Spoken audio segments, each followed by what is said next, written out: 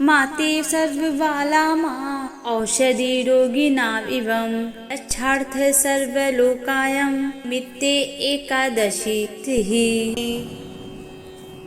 हरि भक्ति 12 विलास के 105वें अध्याय में श्लोक के अध्याय में कहा गया है, शिशु वृंद की रक्षा के समान जननी, रोगियों के उद्धार तू औषधि के समान और सभी लोगों की रक्षा के लिए एकादशी तिथि प्रकट हुई है। ऐसे ही पवित्र एकादशी ही है अश्विन मास पक्ष की आने वाली इंदिरा एकादशी। पितृ पक्ष में आने वाली एकादशी मनुष्य के सभी पाप कर्मों को नष्ट करती है और सर्वोच्च आध्यात्मिक फल प्रदान करती है और यही फल प्राप्त होता है उस व्यक्ति के पूर्वजों और पितरों को तो इस एकादशी का पालन करता है। ब्रह्मव्रत पुराण के अनुसार एकादशी तिथि के दिन किसी भी व्यक्ति की श्राद्ध क्रिया नहीं करनी चाहिए, लेकिन एकादशी व्रत रखकर का पुण्य फल आप अपने पितरों को अवश्य प्रदान कर सकते हैं। अश्विन मास के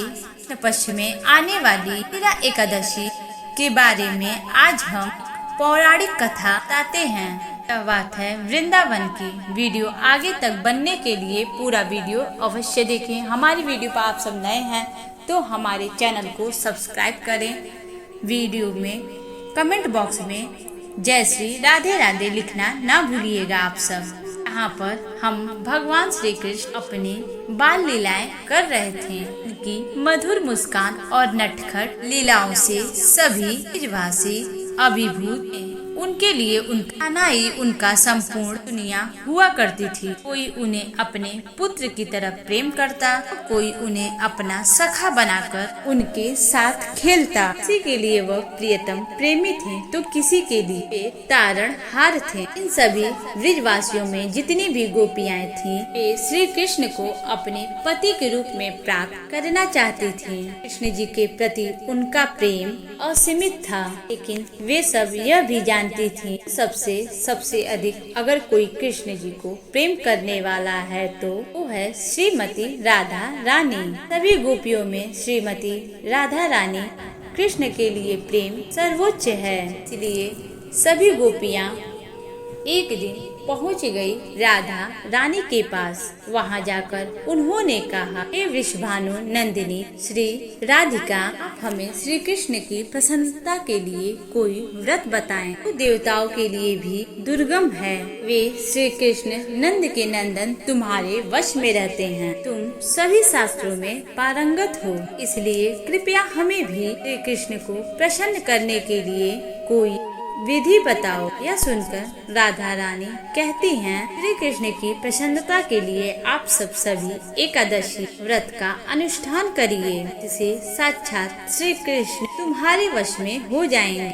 इसमें कोई भी संशय नहीं है। यह बात सुनकर सभी गोपियों ने कहा, हे राधिके, तुम सभी ज्ञान की निधि हो, इसलिए कृपया हमें यह बताओ, क्या पूर्व काल में भी इस व्रत की विधि किसी ने किया था और इससे उन्हें क्या फल प्राप्त हुआ था? तो इसका उत्तर देते हुए राधा रानी कहती हैं, हे गोपियों, सबसे पहले देवताओं ने अपने छीन लिए गए राज्य के लिए और दैत्यों का संहार करने के लिए इस व्रत का अनुष्ठान किया था।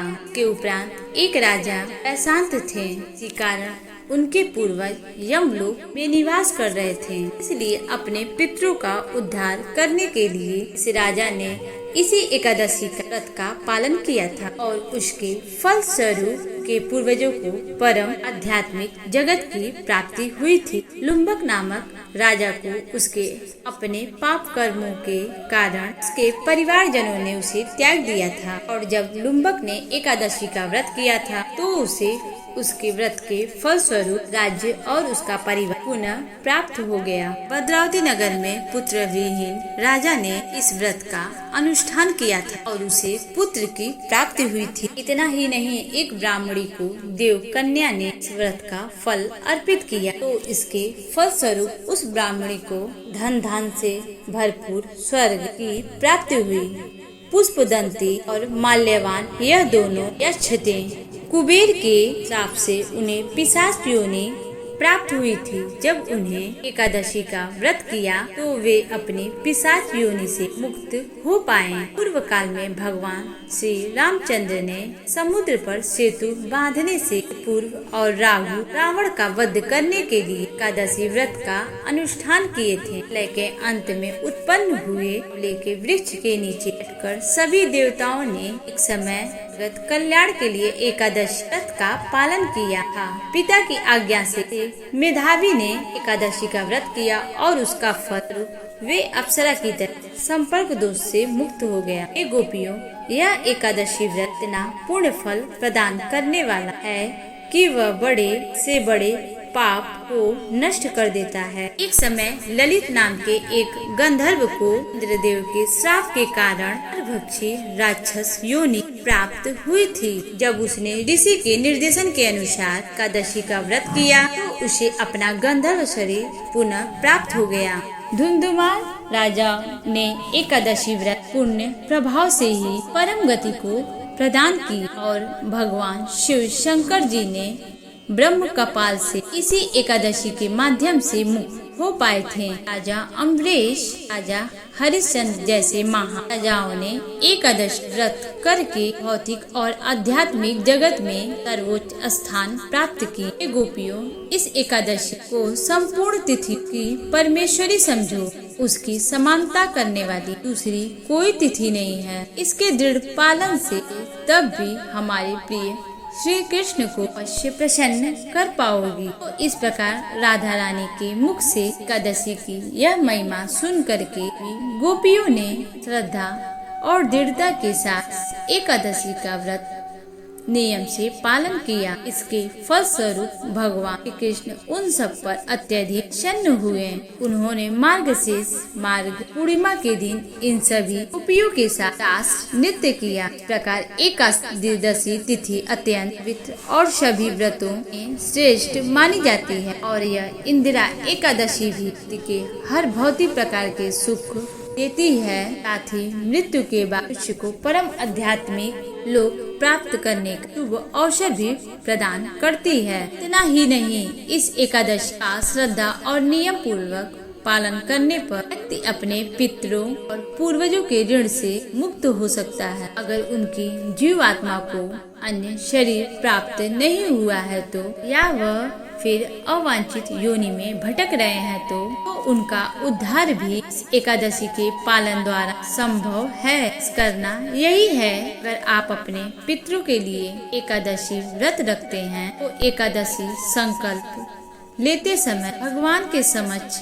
हाथ में गंगा जल लेकर भगवान से अपने पितरों के लिए प्रार्थना कीजिए और एकादशी व्रत का सभी नियम का पालन करिए। अगले दिन जब एकादशी का पारण करे तो किसी ब्राह्मण या वैष्णव को भगवान को अर्पित भोजन प्रसाद रूप में खिलाइए और अपनी क्षमता यथाशक्ति के अनुसार कुछ न कुछ दान दक्षिणा अवश्य दें। उसके बाद आपने जो एकादशी व्रत किया है का फल भगवान के समक्ष जाकर उन्हें अर्पित करते हुए अपने पितरों की उच्च गति के लिए प्रार्थना कीजिए और आप फिर स्वयं एकादशी व्रत का पालन कर सकते हैं। एकादशी व्रत का कैसे करना है, उसके पालन करने की पूर्ण विधि क्या है, यह सब आप जानना चाहते हैं तो हमारे चैनल पर जाकर एकादशी व्रत विधि आप देख सकते हैं। तो आप हमें बताइए कि हमारा वीडियो कैसी लगी। आप सबको एकादशी कथा अच्छी लगी हो नीचे कमेंट बॉक्स में जय श्री कृष्ण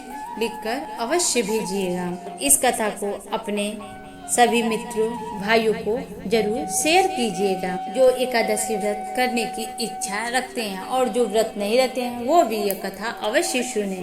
मैं आपको यह बताते हुए खुशी होती है कि हम यह जो भी कथा विधि बताते हैं जो वैदिक शास्त्रों में वर्णित है तो और हमारे चैनल का वीडियो का नोटिफिकेशन के लिए बेल आइकॉन जरूर प्रेस करिएगा।